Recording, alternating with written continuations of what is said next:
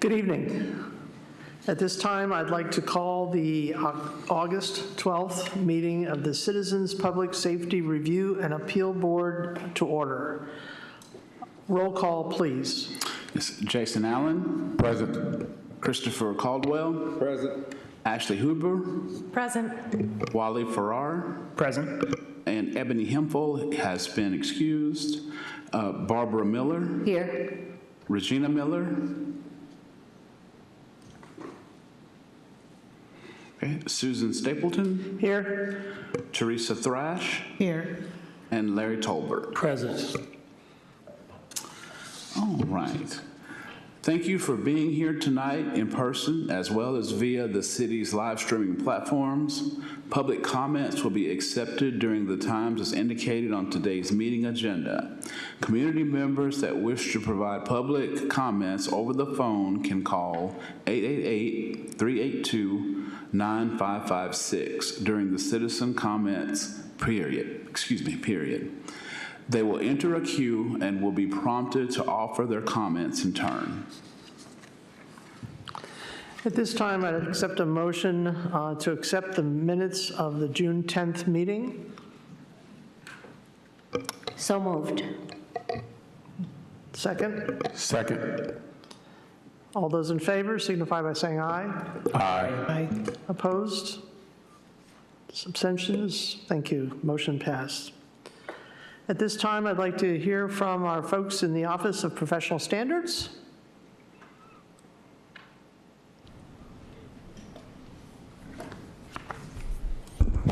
Good evening, everyone. Chuck Mason, Inspector, the Office of Professional Standards. Normally you'd have Chief Green up here with a little update at the beginning of, as we do every month, but he and Captain Chris Franks are at the National Organization of Black Law Enforcement Executives Conference in Hollywood, Florida this week. So if you begin to complain about the heat here, I'd like you to keep them in your thoughts. It was great to see, I saw Wally at National Night Out last week. I'm sure some of you were at those events. There were quite a few of them around the city. Chief Green and I joined up with the new Deputy City Manager, David Marquardt, and I think we made it to 7 different events that evening. So we were moving from place to place. So my apologies if we missed you at one of those events. While this is a regular business meeting, next month we are scheduled to have a training session at Public Safety. I believe it's going to be at headquarters. More information to follow on that, but like most of our events, I'm sure we'll provide a ton of information, or at least try to, in a very short period of time. So if there are any general questions, then I'll move on to the PCR report. So you have the PCR report in front of you from which makes up January to July of this year. Other than one open PCR from May that's currently being worked on by Lieutenant Moran, we're caught up into July, and you also see of note that we had no formal complaints filed during the month of June. So are there any questions on the PCR report? I reserved my question for the PCR report, but I do have a question, a general question. So what was your feedback, I guess, your interaction with you, Chief Green, and the Deputy City Manager at the different locations that you attended for the National Night Out? If you just summarize it. Yes, absolutely. I think all of us, we're very happy to see such participation everywhere we went. You know, especially some of the neighborhoods, especially in my current role, I don't get out very much into the street. You know, I try to do my best, but it's certainly not like I was when I was in uniform. So it was great to get out and see some of the people I hadn't seen in a long time, be able to engage with folks from different neighborhoods from across the city to hear, I mean, some of their concerns, but at the same time, just nice to be able to talk about the community, how things were going in their areas. So I don't know, I look forward to it every year, and this was a great time. What were your highs and your lows? What was probably the most encouraging comment, and what was the most concerning comment? I can't say that I heard a concerning comment. I remember I did have a conversation at one of them about the rise in juvenile crime over the past couple of years, and we talked a little bit about strategies that we'd used and hopefully what that looks like going forward. As far as positive, I don't know if I could pick out one. You know, in particular, I think we went to the north side first. That was the first stop of the day, and then second made it to Westonage Hill, which was a brand new one. So I guess, or had been restarted after a hiatus. So I guess I was happy to see that the community there was able to get together and restart an event that that had kind of been dormant for a little while. So. Thank you. Yep. Other questions? Okay. Thanks. Thank you very much. I do have a question for the PCR. So Sure, absolutely. that one. First of all, I'm looking at it from 17 on, they're all open. So are those the most recent, and are any of them from the same complaint, if you can disclose that? 17 onward we don't have any repeat complaints from 17 onwards. So we did have repeats at the beginning of the year. So I think as it stands right now, we're at 20% of the overall number are from one person. And number 12 kind of raised my eyebrows, failure to provide proper medical care, and it says not sustained. And the definition not sustained is when an investigation closes, there is insufficient evidence to sustain the complaint or fully exonerate the member. Are there any particulars that you could share as far as, because when I see failure to provide medical care, that's just one that jumps out to me. That's kind of I understand. In that case, it was a rather than there was a complaint at the time of needing medical care. Whether, you know, it wasn't that the PSO completely ignored a person who was actively or obviously in distress, but it was an active scene, and there were mitigating circumstances to it that both, you know, worked against the officer and then also benefited them as well. So it was unfortunately one of those toss-up situations that wasn't clear either way. Thank you. Yeah. And I see that out of the 21, 17 were African American, 1 Asian, 3 white, and also most of the complaints either came from number 1, 2, or 3. Downtown, Vine, Southside, Millwood, Edison. That's where the majority of the complaints came from. I guess maybe because that's where the majority of the stops were. But we go over this almost every time we meet as far as the ratio of African Americans complaining, filing reports. Is that because that's where the stops are being made, or that's where the officers are more invested in stops or not? As far as the stops, I don't have the breakdown here of how many of these complaints were proactively generated versus how many of them came from calls for service. And, you know, like you said, we go over the kind of the breakdown every time, and, you know, I don't have the right answer, or I don't have the answer to it. African Americans make up a large portion of the contacts that we have. It could be general mistrust of police or skepticism that perhaps encourages people to make complaints against officers. I don't know what it is as far as the breakdown. As far as the district or the zone, most of the complaints, or they seem to have zone 1 that repeats itself a lot, and I would just cough that up to, or attribute that to zone 1 is the downtown area. Most of the population, or during the day, you're going to see most of the city's population is in zone 1. The same thing with nightlife on the weekends, but it also includes our public safety headquarters. So complaints that you know, either don't have a specific location attached to them, or people come down to headquarters, you know, for a particular reason that I may put the location as KPS HQ. So I think that's why you see more of them that have zone 1. Okay, thank you. Yeah. Anything else for Inspector Mason? Okay. Thank you very much. Thank you. This time I'd like to open it up to board member comments. Thank you, Chair. Just want to speak on the experience I had at National Night Out. For those that are not aware, the goal of National Night Out is connecting neighborhoods and building relationships with public safety, and KDPS delivered. As Inspector Mason said, they had a very good turnout for West Midge Hill. 3 chiefs were there, including Chiefs Boyson and Chief Green, Inspector Mason. I saw 2 detectives and a handful of officers were present.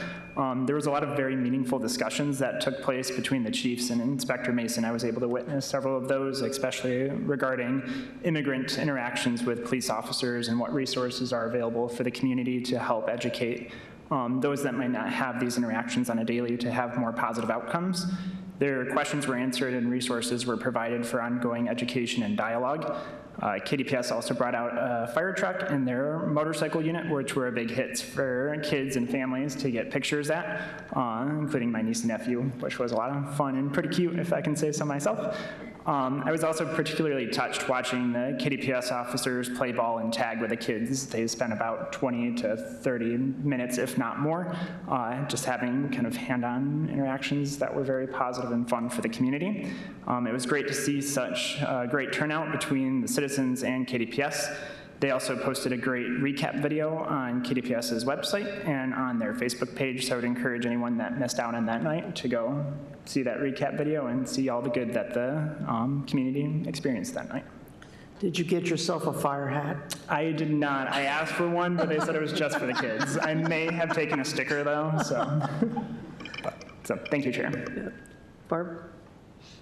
I also went to the West Midge Hill one, and it's more than just meeting public safety. There were neighbors meeting neighbors, which was really heartwarming to see finally people being able to get out and talk with each other and meet each other. They passed out some neighborhood yard signs and some stickers, and it was a beautiful night, just an amazing night weather-wise. So I enjoyed that. I've gone to others in the past, and they're all totally different and totally wonderful, every one of them. Thank you. If I can, Chair, although I didn't attend the National Night Out last Friday, I did participate in Family Health Center's Back to School Blast, where there was about 1,700 children that signed up, and we gave out book bags, hygiene packs, all types of school supplies. And I do want to commend KDPS. They actually had a couple of units over there, and that was a hit of the children going over and being able to sit inside. And due to the proximity of where my booth was and handing out bags, I understand what Frankie Beverly said when he said joy and pain, because they pressed the wailer. And if you've ever been about 10 feet in front of that wailer, I know what he meant by joy and pain. It was good to see them having a good time, but painful to my ears. But just to see them to engage with the community on that level, and they were there all day, and it wasn't a cool day. So that's commendable to your community outreach division for making sure that they are present at functions like that. I also attended Night Out right after my NAACP meeting in Westwood.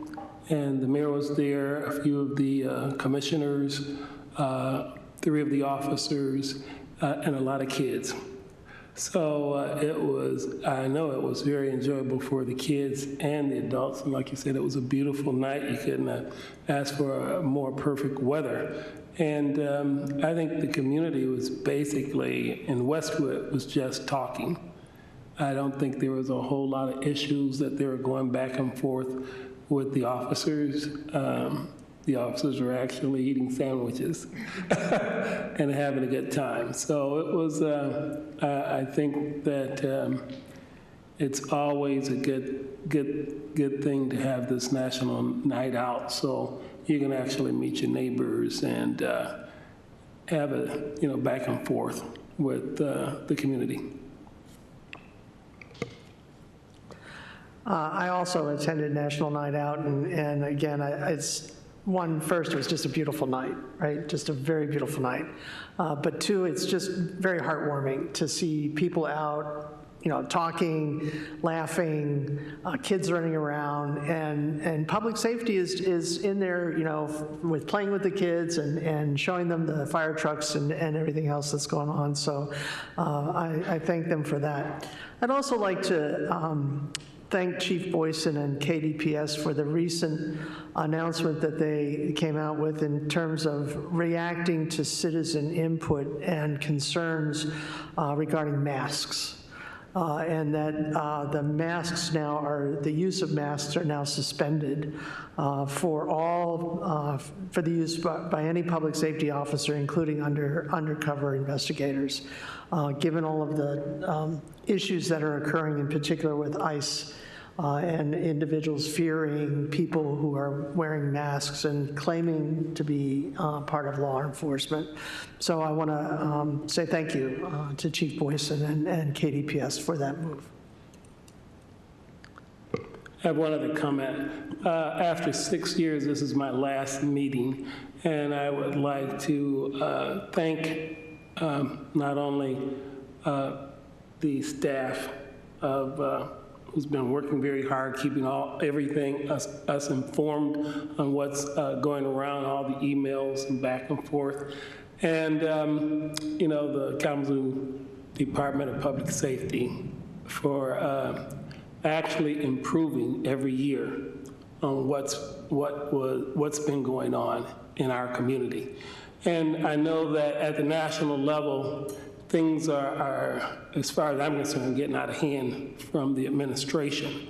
And I think it's very important, as Chief Boyson said, we're going to stick to what we're doing, and we're going to make sure our community is involved with our department, police department. So I think that's good for our community, and what goes on throughout the country may be a little different coming up. I know that they're offering ICE agents a $50,000 bonus to sign up, and they sent letters across the country to a lot of the police stations, to recruit some of the officers. I know in Kalamazoo, as well as many other communities, they have a shortage of people wanting to be police officers already. And for the ICE, which has one of the largest budgets ever, and this will be private, you can say, internment camps, that they're going to be putting all the people they arrest in. They're going around in masks. I think that's undemocratic. But these are my opinions, right?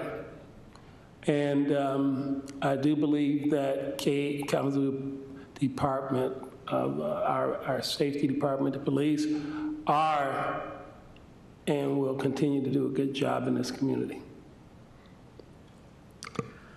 Thank you. Anything else from the board?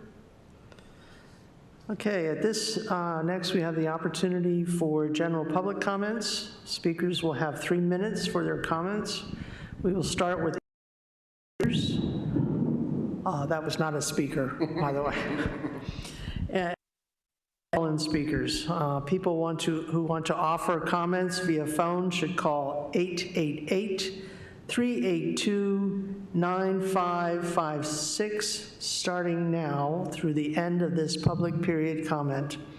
While the Citizens Public Safety Review and Appeal Board welcomes your comments, this is not a time for dialogue between speakers and board members or city staff. So that your concerns can be addressed, we ask you to provide your contact information. Also, please be mindful of the time limit and finish your sentence when that time expires. Are there any calling comments?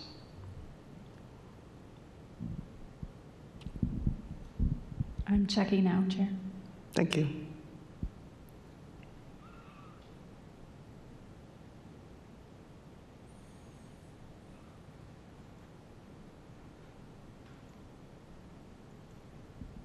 There are no call-in comments. Thank you.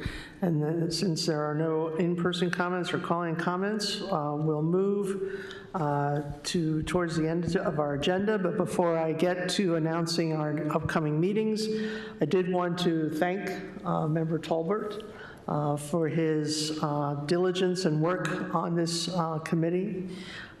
He's been a great asset, I think, to the board. He's taken this assignment very seriously. He's always been prepared, very dedicated. He's served with grace, seriousness, and just been a valuable member for us, and very thoughtful with regard to the actions of not only KDPS, but in safety for our community and community members. And so we're going to miss you. But I did want to say thank you and applaud your efforts. Thank you. Thank you very much. It's been a long 6 years and a short 6 years since it's over. But who's counting? At this time, I'd like to announce the upcoming meetings. We have a meeting on September 9th, with the 2025 September 9th meeting is a closed meeting because that's when the board will be in training with KDPS. And then October 14th, 2025 is the next in-person meeting. If there are no other comments or concerns, at this point, I'd like to move to adjourn the meeting, and we will move to a brief subcommittee work session after the adjournment. Is there a motion to adjourn? I move to adjourn and move to a closed session. Second? Second. All right. All those in favor? Aye. Thank you very much. Meeting has been adjourned.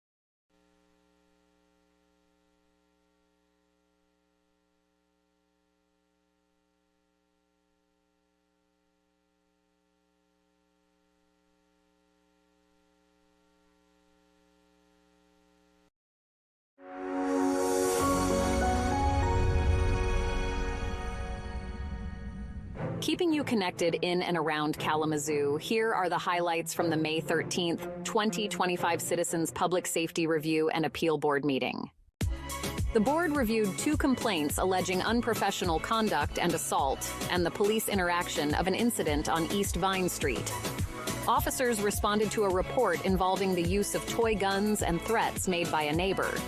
The board scrutinized the response of the officers involved, including Officer Matt Harris, and the appropriateness of their actions on the scene. The meeting included testimonies from complainants and real-time review of body camera footage. The board will now deliberate on the findings and prepare recommendations for the city manager within 2 weeks. The next Citizens Public Safety Review and Appeal Board meeting will be June 10th at 6 p.m. Watch the full meeting live on publicmedianet.org and watch gavel-to-gavel coverage of a variety of local municipal meetings on demand on PMN. Public Media Network is streaming on Roku, Apple TV, and Fire Stick and online at publicmedianet.org. Thank you for watching.